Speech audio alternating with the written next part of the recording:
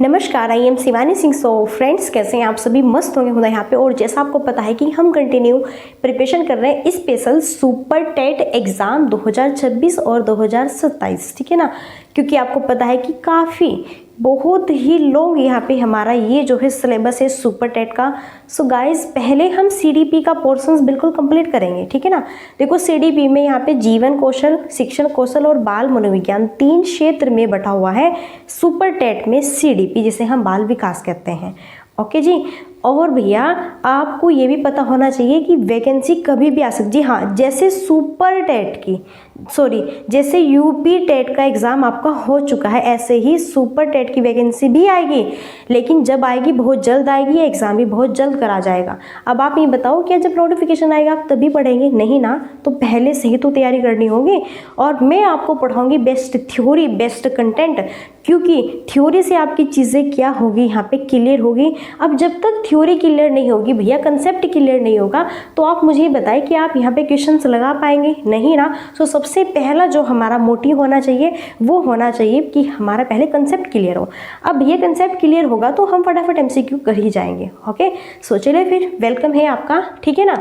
So guys देखो, आज का सेशन है यहाँ पे जीवन कौशल, और जीवन कौशल में ये चैप्टर 4 है। जी हाँ, ध्यान से देखिए, जीवन कौशल में ये चैप्टर 4 है, व्यावसायिक आचरण एवं नीति। क्या? व्यावसायिक आचरण एवं नीति। अब देखो, बहुत ही बेहतरीन तरीके से मैं आपको यहाँ पर ये पढ़ाऊंगी, गजब तरीके से। देखो, व्यावसायिक आचरण एवं नीति ये क्या होता है? व्यवसाय क्या होता है? व्यवसाय आपको पता है, व्यवसाय हमारा क्या होता है भैया? कमाना, रोजी रोटी, ठीक है ना, पैसा कमाना, यही तो होता है। यही क्या है? व्यवसाय है। अच्छा, पहले की बात करते हैं हम। देखो, जो ये व्यावसायिक आचरण एवं नीति है, इसको व्यावसायिक नैतिकता भी कहा जाता है। ध्यान से सुनिए, पहले अगर हम बात करें पहले के दशक में इंग्लैंड के टाइम की, इंग्लैंड के टाइम में बात करें, जब इंग्लैंड में यहाँ पे, ठीक है ना, उस समय क्या होता था कि जो व्यावसायिक यहाँ पर था, व्यावसायिक नैतिकता, व्यावसायिक आचरण, ठीक है, तो उस समय वो लोग व्यवसाय के रूप में ही इस चीज़ को फॉलो करते थे कि भैया बस मुझे क्या करना है, दिन रात कमाना है। वो चाहे गलत तरीके से कमा रहे हैं, चाहे वो सही तरीके से कमा रहे हैं, उनका मोटिव सिर्फ और सिर्फ ये ही था पहले कि सिर्फ और सिर्फ व्यवसाय होना चाहिए, मुझे यहाँ पर इतना कमाना है, इतना पैसा कमाना है, ऐसे वैसे सिर्फ और सिर्फ उनका मोटिव क्या होता था? पैसा कमाना। फिर क्या हुआ, जब धोखाधड़ी होने लगी बहुत सारी, कि कंपनियों में ये लोग क्या करने लगे, घोटाला करने लगे, कि गलत तरीके से गलत चीज़ बेच करके, ठीक है, सेल करते थे, और वहाँ पर मुनाफा, पैसा जो है ज़्यादा लेते थे भैया। तो ठीक है, फिर क्या हुआ, फिर यहाँ पर इन्होंने सोचा कि इस क्षेत्र में भी, जो शिक्षा का क्षेत्र है, इस क्षेत्र में भी भैया व्यवसाय के आगे कुछ यहाँ पर ऐसा लगना चाहिए जिससे सभी लिमिट के अनुसार कार्य करें। सिर्फ और सिर्फ उनका मोटिव पैसा कमाना ही नहीं होना चाहिए, बल्कि एक आचरण के अनुसार, एक नैतिकता के अनुसार, मोरलिटी को देखते हुए, ठीक है, तब यहाँ पे वो कार्य करे। फिर व्यवसाय के आगे जोड़ा गया व्यावसायिक आचरण एवं नीति, या फिर इसे व्यावसायिक नैतिकता भी कहते हैं। कि भैया अगर कंपनी है, आप यहाँ पे जो है प्राइवेट आपका सेक्टर है, प्राइवेट है या फिर गवर्नमेंट है, कैसा भी है, आप बिजनेस करते हैं, तो सिर्फ और सिर्फ आपको मोटिव ये नहीं होना चाहिए कि चाहे मैं गलत तरीके से लोगों तक चीज़ें पहुँचाऊँ, कुछ भी पहुँचाऊँ, मेरा मोटिव ओनली पैसा कमाना है। इसलिए उसके आगे फिर क्या लगाया इन लोगों ने? आचरण या फिर नैतिकता लगा दिया कि भैया आप जो अब काम करेंगे, अपने स्वभाव में, व्यवहार में नैतिकता को देखते हुए, कुछ रूल्स फॉलो करते हुए, तभी आप यहाँ पर अपना कार्य करेंगे, ठीक है ना। तो अब हम पढ़ेंगे व्यावसायिक आचरण और नीति। इंपॉर्टेंट पॉइंट्स हैं। सबसे पहले इसमें CSR का अर्थ क्या होता है भैया? CSR का अर्थ क्या होता है? CSR का अर्थ यहाँ पर है व्यवसाय जगत की सामाजिक जिम्मेदारी, जिसका पूर्ण रूप है। CR को क्या कहते हैं? CSR को क्या कहते हैं? Corporate social responsibility. CSR का मतलब क्या होता है? देखो, मैंने कहा ना कि पहले ओनली ये व्यवसाय के तौर पर ही यहाँ पर सिर्फ ओनली ने पैसा कमाना होता था, लेकिन फिर इन्होंने व्यवसाय के आगे आचरण और नैतिकता जोड़ दिया। अब भैया आपको, ठीक है ना, अपनी आचरण में रहकर तब चीज़ें यहाँ पे फॉलो करनी है। तो CSR फिर इसमें आता है। CSR का मतलब होता है कॉरपोरेटिव सोशल रिस्पॉन्सिबिलिटी, यानी कि व्यवसाय जगत की सामाजिक जिम्मेदारी। समाज की भी अपनी क्या होनी चाहिए, जिम्मेदारी होनी चाहिए।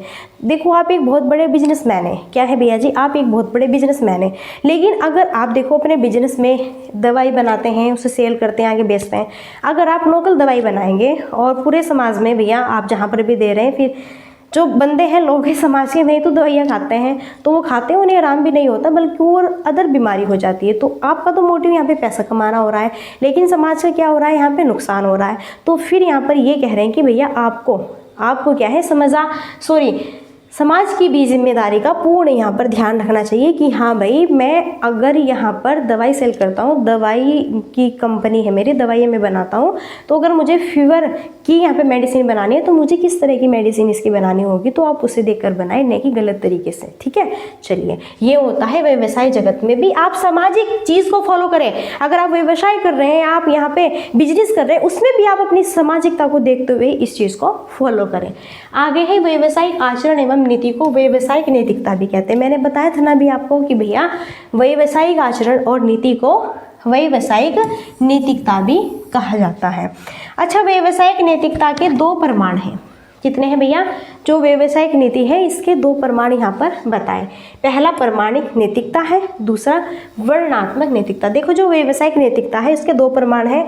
प्रमाणिक नैतिकता का मतलब क्या है? जहाँ पर प्रमाण दिया जाता हो, जहाँ पर क्या दिया जाता हो? प्रमाण दिया जाता हो। क्या दिया जाता हो? प्रमाण दिया जाता हो। अब देखो मैंने कहा ना, आप बिजनेसमैन हैं, आपकी जो कंपनी है वो दवाई बनाती है। क्या बनाती है भैया जी? दवाई बनाती है। तो आप बुखार की दवाई बना रहे हैं तो उसमें पैरासीटामोल वगैरह इस तरह से एंटीबायोटिक वगैरह भी आपको लगानी होगी, बिल्कुल। तो अगर आप वहाँ पे अपनी दवाई बनाते समय, ठीक है ना भाई, ये चीज़ लगा रहे हैं, ओके, और आप इसे सेल कर रहे हैं, फिर यहाँ पर आप भैया दवाई आपकी अदर कंपनियों में बाहर जा रही है, डॉक्टरों के पास तक, क्लियर है। तो अगर भैया आपसे कोई पूछे, कोई आपसे इसका प्रमाण ले कि मुझे दिखाओ आप बुखार की दवाई कौन कौन सी बनाते हैं, क्या क्या उसके नाम है, कैसे, तो आप फिर उन्हें प्रमाण दोगे कि देखो भैया पैरासीटामोल है, ठीक है, कुछ एंटीबायोटिक वगैरह भी है, अपने अनुसार जो भी यहाँ पे होती है। भैया देखो मैं डॉक्टर नहीं हूँ, मैं तो भैया पढ़ाती हूँ, ओके, 2 मेडिसिन के नाम पता है, बता दिए, क्लियर है। तो भैया आप यहाँ पे क्या दोगे? प्रमाण दोगे। क्या दोगे भैया? आप यहाँ पे प्रमाण दोगे। सॉरी, थोड़ा हंसी मजाक होना चाहिए, ठीक है। अभी यहाँ पे सेकंड क्या है आपका? सेकंड है क्या? वर्णनात्मक नैतिकता। सेकंड क्या है भैया? वर्णनात्मक नैतिकता है। अब देखो अगर हम यहाँ पे वर्णनात्मक नैतिकता की बात करें, इसमें क्या होता है? वर्णन दिया जाता है, कोई प्रमाण नहीं दिया जाता, ओनली क्या दिया जाता है? वर्णन दिया जाता है। अब जैसे आप टीचर्स हैं, अब मैं ही हूँ, आपको पढ़ा रही हूँ, तो मैं भैया आपको यहाँ पे पढ़ा रही हूँ, जो नॉलेज दे रही हूँ, मैं ओनली इसका वर्णन कर सकती हूँ, अपना खुद का भेजा निकाल के आपको दिखा नहीं पाऊंगी, ठीक है ना। तो ये क्या है? वर्णनात्मक नैतिकता होता है कि एक टीचर अपने बच्चों तक कैसे नॉलेज, कैसे ज्ञान, ठीक है ना, कैसे उनका निर्माण करता है, तो वो दिखाई थोड़ा ही ना देता है, वो एक वर्णनात्मक नैतिकता है। चलिए आगे बढ़े, आगे भैया मुझे हंसी आ रही है चलो आगे देखो, नेक्स्ट है शिक्षा में सिर्फ वर्णनात्मक नैतिकता पाई जाती है। शिक्षा में भैया देखो जो एजुकेशन क्षेत्र है, शिक्षा के क्षेत्र में ओनली वर्णन, क्योंकि मैंने भी कहा कि टीचर अपना दिमाग भेजा थोड़ा इन्हें निकाल के दिखाएगा कि देखो मेरे दिमाग से ये चीज़ यहाँ पे निकली और मैंने वहाँ तक पहुँचाई आपके दिमाग में, आप भी अपना भेजा निकाल के दिखाओ, दिमाग निकाल के दिखाओ। तो उसमें आप कैसे प्रमाण दिखाओगे? बताओ कैसे प्रमाण दिखाओगे? तो यहाँ से क्वेश्चन बन सकता है कि किस क्षेत्र में ओनली वर्णनात्मक नैतिकता ही पाई जाती है? वो है एजुकेशन के क्षेत्र में। चलो व्यावसायिक नैतिकता भैया 1980 और 90 से इंग्लैंड से मैंने कहा ना कि इसकी शुरुआत जो है व्यवसाय की इंग्लैंड से होती है। उस समय जब इंग्लैंड क्रांति हुई थी, इंग्लैंड के टाइम में, तो वहाँ के जो लोग थे वो ओनली व्यवसाय के मोटिव से पैसा पैसा पैसा पैसा कमाते थे। फिर यहाँ पे इसके आगे नैतिकता इन्होंने जोड़ा। इसकी शुरुआत 1980 से 1990 से इंग्लैंड से मानी जाती है। ध्यान रखना, ये बहुत क्वेश्चन पूछा जाता है कि व्यवसाय की नैतिकता की शुरुआत कब हुई, कहाँ से हुई आपकी, ठीक है। आगे किसी कंपनी या किसी व्यक्ति को बाजार में साख या लेन देन से, ठीक है, विश्वसनीयता या उसके उत्पाद या सेवा की गुणवत्ता क्या कहलाती है? गुडविल कहलाती है। देखो गुडविल क्या है? इसके नाम से कन्फर्म है, गुड, आपका कार्य अच्छा है, गुड है। देखो कोई व्यक्ति है, वो व्यक्ति अपनी कंपनी को बाजार में साख या लेन देन से, ठीक है, विश्वसनीयता और उसके उत्पाद या सेवा की गुणवत्ता क्या कहलाती है? मैंने कहा कि आप क्या है भैया, बिजनेस करते हैं, आप किसी भी चीज़ का बिजनेस करते हैं, यहाँ पे आप कुछ भी बनाते हैं, कुछ भी आप बनाते हैं, पंखे, ठीक है ना, कुछ भी, जो भी भैया आपका मोटिव है। तो मैंने आपका मोटिव यहाँ पे क्या लिया कि चलो आप दवाइयाँ बनाते हैं, आपकी कंपनी जो है आप दवाइयों का एक क्या करते हैं, बिजनेस करते हैं।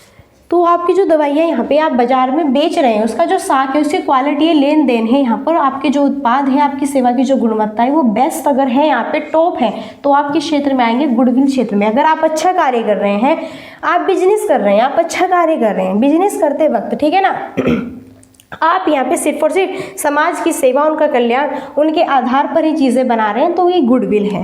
किसी कंपनी या वस्तु में हजारों लाखों ग्राहकों का अटूट विश्वास क्या कहलाता है, ये आपका ब्रांड कहलाता है। देखो कोई कंपनी है, कोई वस्तु है, हजारों लाखों ग्राहकों का अटूट विश्वास। अब भैया आप बिजनेस करते हैं, आपकी कंपनी दवाई बनाती है, आपकी कंपनी से बहुत सारे डॉक्टर अलग अलग कंपनियाँ दवाई लेने आते हैं। क्यों? क्योंकि उन्होंने आपकी कंपनी पर विश्वास किया हुआ है कि हाँ भैया ये जो है बहुत ही बेहतरीन दवाई देते हैं, बिल्कुल अच्छी दवाई देते हैं, बिल्कुल बीमारी के हिसाब से दवाई देते हैं, इसलिए मैं तो यहीं से दवाई लेता हूँ। तो आप पर क्या बना हुआ है, सभी कंपनियों ने अपना विश्वास, अटूट विश्वास बना हुआ है, तो आप क्या कहलाएंगे, ब्रांड कहलाएंगे फिर, ठीक है। चलिए आगे क्या है, देखो किसी उत्पाद या नवीन वस्तु की आविष्कारक को मालिकाना हक के लिए दिया गया कानूनी अधिकार, ठीक है ना, ये आपका किसी उत्पाद या नवीन वस्तु के आविष्कारक को मालिकाना हक को दिया गया है कानूनी अधिकार। ये भी बहुत महत्वपूर्ण है। यहाँ पर आप किसी को कुछ भी चीज़ देते हैं, कुछ नई वस्तु देते हैं, कुछ नया आविष्कार देते हैं, किसी को कुछ चीज़ दे रहे हैं, वो भी क्या है, गुडविल, बहुत बेहतरीन होगा। यहाँ पे भारतीय पेटेंट अधिनियम कब आता है, 1970 के दशक में आता है। यहाँ से भी क्वेश्चन बन सकता है कि भारतीय पेटेंट अधिनियम कब आया, 1970 में। फिर किसी लेखक या संगीतकार की मूल रचना को सुरक्षित करने के लिए दिया गया मालिकाना हक का कानूनी अधिकार क्या कहलाता है भैया जी, कॉपीराइट कहलाता है। क्या कहलाता है भैया जी, कॉपीराइट। यहाँ पर भी क्या आएगा, कॉपीराइट ही आएगा। यहाँ पर भी भैया जी क्या आएगा, कॉपीराइट ही आएगा, ठीक है ना। ध्यान से देखिए, ध्यान से देखो, कोई लेखक है, कोई संगीतकार है, कोई भी व्यक्ति है।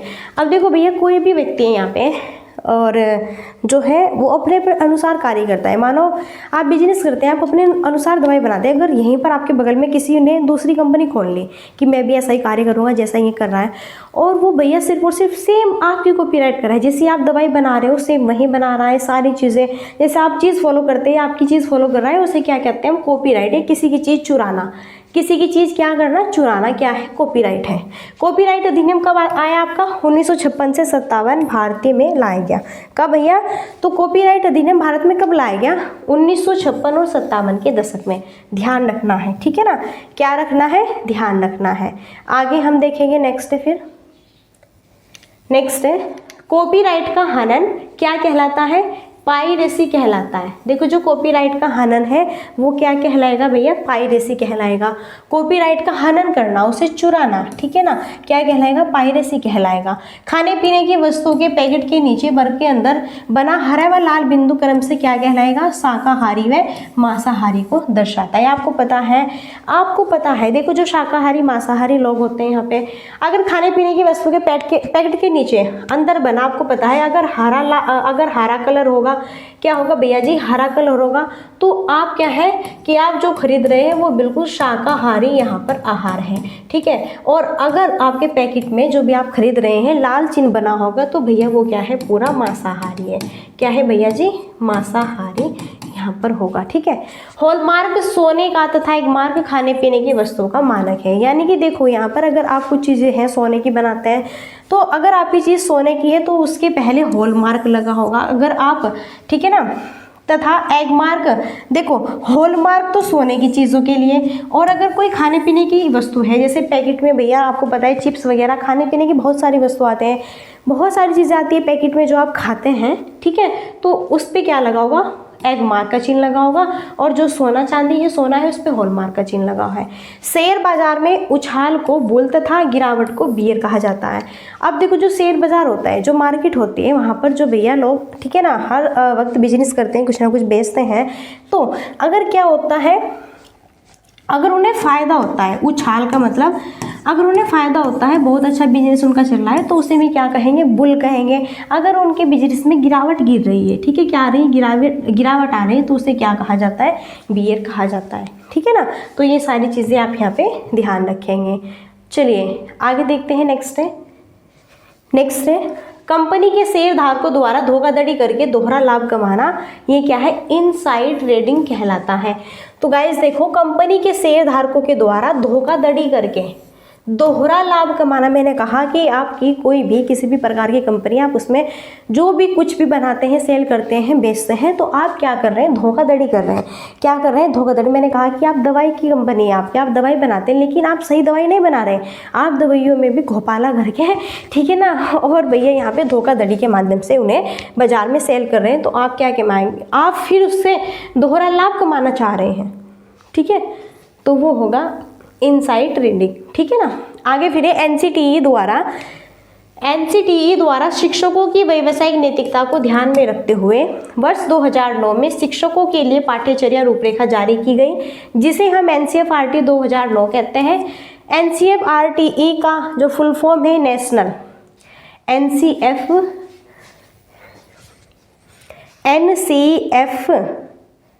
ठीक है ना, एनसीएफआरटी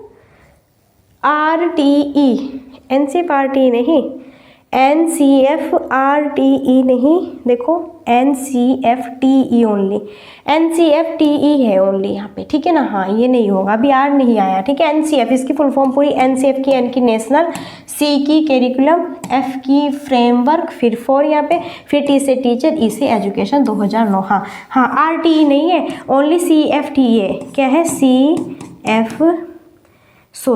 एक मिनट, देखो भैया जी, यहाँ पर क्या है, ओनली यहाँ पर है NCFTE। हाँ, ये यहाँ पे आर नहीं है, रॉन्ग है, ओनली ये है, तो ये यहाँ पर सही लिखा हुआ है। ये देखो यहाँ पर इसकी पूरी की पूरी क्या है भैया जी, फुल फॉर्म भी है। ओके, तो यहाँ पे मैंने कहा देखो, एनसीटीई द्वारा टीचर्स की व्यावसायिक नैतिकता को ध्यान में रखते हुए वर्ष 2009 में शिक्षकों के लिए पाठ्यचर्या रूपरेखा जारी की गई। तो यानी कि व्यावसायिक नैतिकता में टीचर्स, शिक्षकों की पाठ्यचर्या को भी ध्यान में रखते हुए क्या बनाया गया यहाँ पर, NCFTE 2009, RTE नहीं, NCFTE 2009 यहाँ पर ये बनाया गया। इसकी फुल फॉर्म भी मैंने आपको बता दी। इसके अलावा NCTE 2010 में शिक्षकों की व्यावसायिक नैतिकता पर एक संहिता भी जारी की गई, ठीक है ना। चलिए आगे देखें, नेक्स्ट है, देखते हैं कितना है यहाँ पे। चलो थोड़ा ये बस फिनिश हो गया समझो। तो यहाँ पे देखिए, नेक्स्ट देखो, फिर कह रहा है किसी कंपनी द्वारा खुद को बाजार में अन्य कंपनियों से अलग करने के लिए प्रयोग होने वाला जो चिन्ह है, लोगो, वो क्या कहलाता है, ट्रेडमार्क। किसी कंपनी द्वारा खुद को बाजार में अन्य कंपनियों से, अब देखो जैसे मेरे चैनल का नाम क्या है, एग्जामिनेशन हब है। मेरे चैनल का जो नाम है भैया जी क्या है, एग्जामिनेशन हब है, ठीक है ना। अब अगर आप भी पढ़ाना चाहते हैं या फिर कुछ भी करना चाहते हैं तो आप अपने चैनल, देखो जैसे सब अलग अलग चैनल का अपना नाम रखते हैं। जैसे यहाँ पे किसी ने स्टडी लिख दिया, कुछ भी, ठीक है ना। जैसे रोजगार विद अंकित, बहुत सारे ऐसे जो यहाँ पे प्लेटफॉर्म है, कुछ भी भैया सब अपने अपने नाम रखते हैं। तो आप जो है जो भी कुछ करना चाहते हो और अपने जो है काम का अपना नाम रखते हैं, वो ट्रेडमार्क कहलाता है। क्या कहलाता है, ट्रेडमार्क। भारतीय ट्रेडमार्क अधिनियम कब आया, 1999 में लाया गया। भारत में जो आपका ट्रेडमार्क अधिनियम है वो 1999 में लाया गया। इसके अलावा RTE 2009 की धारा 24 में शिक्षकों के कर्तव्यों द्वारा व्यावसायिक नैतिकता पर भी प्रकाश डाला गया। इसके अलावा यहाँ पे अब आता है RTE 2000 एजुकेशन। देखो यहाँ पे राइट टू, देखो यहाँ पे है भैया, ये राइट टू एजुकेशन बहुत ही बेहतरीन है, RTE 2009। इसके तहत यहाँ पे धारा 24 में शिक्षकों के कर्तव्यों द्वारा व्यावसायिक नैतिकता पर भी प्रकाश डाला गया। तो यहाँ से भी क्वेश्चन बनता है कि किस एक्ट के तहत, किस धारा के तहत। तो धारा भैया यहाँ पे 24 है, RTE 2009। ध्यान दीजिए ये क्वेश्चन, RTE 2009 है, इसमें धारा 24 के तहत शिक्षकों के कर्तव्यों पर, यहाँ से क्वेश्चन बनता है, शिक्षकों के कर्तव्यों द्वारा व्यावसायिक नैतिकता पर भी प्रकाश, कि शिक्षकों के अपने अपने क्या क्या कर्तव्य और क्या क्या कर्तव्य होने चाहिए, ये किसके तहत और किस धारा के तहत यहाँ पर कहा गया है, तो मैंने आपको बता दिया। ठीक है ना। चलो अब यहाँ पर देखो, शिक्षकों की व्यावसायिक नैतिकता के लिए आपको क्या क्या ध्यान रखना चाहिए। शिक्षकों की व्यावसायिक नैतिकता के लिए नियमितता एवं समय पालन, सहकारिता, पाठ्यक्रम को समय पर पूरा करना। देखो आप टीचर्स हैं, क्या है, आप टीचर्स हैं, तो आपका सिर्फ और सिर्फ ये मोटिव नहीं होना चाहिए कि आप टीचर्स हैं और मुझे तो मंथली में सरकार यहाँ पे भैया 60,000 या फिर 70,000 रुपये सैलरी दे रही है, तो बस मेरा यहाँ पर क्या है, मेरा तो भैया मोटिव है कि आए स्कूल में और अपना थोड़ा बहुत पढ़ाया जो भी किया और बस अपना फिर निकल लिए अपने घर को। ठीक है, ऐसा नहीं होना चाहिए। सबसे पहले तो क्या है, आप स्कूल में नियमित जाओ, चाहे आप प्राइमरी टीचर है, आप जो है यहाँ पे माध्यमिक हाई स्कूल में टीचर है, या फिर कहीं पर भी किसी भी क्षेत्र में आप विद्यालय के टीचर्स हैं, तो सबसे पहले आपके अंदर कंटिन्यू नियमितता होनी चाहिए और समय का पालन। अगर आपका स्कूल पूरे 8 बजे का है तो आपको स्कूल में पूरे 8 बजे अपना स्कूल ओपन करना है, खोलना है। ठीक है ना। ये आपका एक क्या है, व्यावसायिक नैतिकता के एक आचरण, यानी कि शिक्षकों की व्यावसायिक नैतिकता आचरण की एक क्या होनी चाहिए, आपकी समझ होनी चाहिए, आप में ये क्वालिटी होनी चाहिए। आपका मोटिव सिर्फ ओनली सैलरी पर ही फोकस नहीं होना चाहिए। फिर क्या, सहकारिता, आपके अंदर सहजता, सहकारिता, सम्मानपूर्वक अच्छे से कार्य करने की भी क्षमता होनी चाहिए। पाठ्यक्रम को समय पर पूरा करना अपना। देखो आप प्राइमरी क्लास में बच्चों को पढ़ाते हैं, 1 से 5 तक का आपका मोटिव है, तो आपका टारगेट जो है पाठ्यक्रम को समय पर पूरा करना होना चाहिए, वो भी बच्चों की समझ में आना चाहिए, उनकी समझ को देखते हुए। संवैधानिक मूल्यांकन करना, बच्चों का विकास करना, सिर्फ और सिर्फ मोटिव यही होना नहीं चाहिए कि बस मुझे सैलरी मिल रही है, मुझे क्या मतलब, बच्चे पढ़े या ना पढ़े, भाड़ में जाए। ठीक है ना।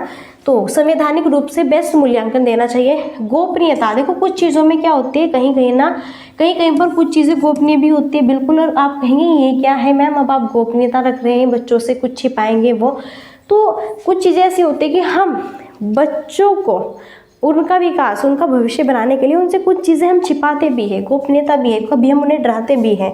ठीक है। पारदर्शिता होता है इस चीज़ को दिखाना, छात्र के अभिभावक के संपर्क में रहना, छात्र के, देखो आपको बच्चे के पेरेंट्स के भी, ठीक है ना, संपर्क में रहना चाहिए। लगातार आप बच्चे को बोलो कि पढ़ाई करो टाइम पे, वरना फिर आपके पेरेंट्स को बुलाया जाएगा और आपकी शिकायत की जाएगी। ठीक है। तो यहाँ पर आपको उनके पेरेंट्स से भी बिल्कुल मुलाकात करनी चाहिए भैया, मंथ में 15 दिन में बुलाना चाहिए, पेरेंट्स मीटिंग जो होती है। स्व-अध्ययन, खुद स्व-अध्ययन का मतलब है बच्चों को खुद करके सीखने के लिए अग्रसर करें यहाँ पे। ठीक है। प्रयोगवादी होना, प्रयोगवादी यानी कि आप जो भी पढ़ा रहे हैं उसका एक प्रयोग, आप जो भी है उसे दिखा कर साथ, जिससे आप बच्चों को पढ़ा रहे हैं, ये क्या है, ऐसे अनार है, तो ये क्या है, ऐसे अनार। आगे बुक्स में अनार का चित्र दिया हुआ है, चित्र उन्हें दिखाइए, बनाइए, फिर तब वो समझेंगे, प्रयोग करें उन पर। अद्यतन बनाए रखना, ठीक है ना, सेवा की पेशा ना कि लाभ कमाने का पद समझना। यहाँ पर कह रहे हैं कि भैया जो आप टीचर हैं, आप पढ़ाते हैं बच्चों को, आपका व्यवसाय सिर्फ ओनली यहाँ पे, ठीक है ना, पैसा कमाना ही नहीं होना चाहिए कि बस मेरा तो यहाँ पे लाभ कमाना है, नौकरी लग गई, अब क्या 70-60 हज़ार रुपये तो मिल रहे हैं। ठीक है, स्कूल में जाता हूँ, बच्चे पढ़े ना पढ़े, मेरी तरफ से बाहर में जाए, मुझे क्या। तो आप क्या है, आप सरकार की सेवा में लगे हैं, आपने सरकार को सेवा में लगाया है बच्चों को पढ़ाने के लिए। देखो आप, अगर आपको जो ये मत सोचो कि गवर्नमेंट जॉब मिल गई तो बस ये समझो कि छुटकारा मिल गया है, बस इतना होता है कि धूप से बच गए। जी हाँ, सरकारी नौकरी मिल गई तो धूप से बच गए, और अगर सरकारी नौकरी नहीं मिली तो धूप में रहकर काम करना पड़ेगा, बस इतना है यहाँ पे। लेकिन मेहनत सरकारी क्षेत्र में भी उतनी है और मेहनत प्राइवेट क्षेत्र में भी उतनी ही है। ठीक है। तो यहाँ पर भी आपको बैठकर नहीं खाना है, यहाँ पर पहले मेहनत करनी होगी। बच्चों के दिमाग, जो बच्चे आपके दिमाग चाटेंगे, उन पर भी पूरा का पूरा फोकस क्रिएट करना होगा, तब जाके यहाँ पर जो है आप पूर्ण रूप से एक बेस्ट, ठीक है ना, व्यावसायिक नैतिकता का पालन करेंगे। चलिए नेक्स्ट चैप्टर, तो यहाँ पे फिर देखो यहाँ पर ये जो हमारा आचरण एवं नैतिक शिक्षा है बहुत ही बेहतरीन था, और ये चैप्टर बहुत ही गजब था। और ये चैप्टर जो है जीवन कौशल की जान है। क्या है, जीवन कौशल की जान है, व्यावसायिक नैतिकता, व्यावसायिक आचरण एवं नीति। यहाँ पे मैंने सारी चीज़ें पढ़ा दी। सिर्फ और सिर्फ व्यावसायिक नैतिकता और आचरण का मतलब ये नहीं है कि आप बस पैसा ही कमाओ और दुनिया भाड़ में जाए। नो, आपका मोटिव होना चाहिए यहाँ पर बच्चों का विकास करना, या फिर अगर आप किसी भी क्षेत्र में कार्य कर रहे हैं, कुछ भी बिजनेस कर रहे हैं, उसमें भी आपका विकास करना ही मोटिव होना चाहिए। जिस भी क्षेत्र से आप जो भी कमाना चाहते हैं, कुछ भी देना चाहते हैं कंपनी को, मानो आप जो है बर्तन बनाते हैं, अगर आपकी कंपनी बर्तन बनाती है तो बर्तन आपको बढ़िया चमकदार और मजबूत बनाना चाहिए। ये नहीं कि बस बर्तन बनाते तो बर्तन बना के बेच दो, जैसे कि दूसरा बंदा घर पे लेके गया, जाते ही टूट गया, ऐसा नहीं, ऐसा बनाओ जो मजबूत रहे और चले भी कई साल तक, ठीक है। सो ओके, फाइनली यहाँ पे सेशन कंप्लीट हुआ और हम मिलते हैं नेक्स्ट सेशन में, और तब तक के लिए so thanks for watching, keep study and bye bye, take care, जय हिंद, जय भारत, नमस्कार।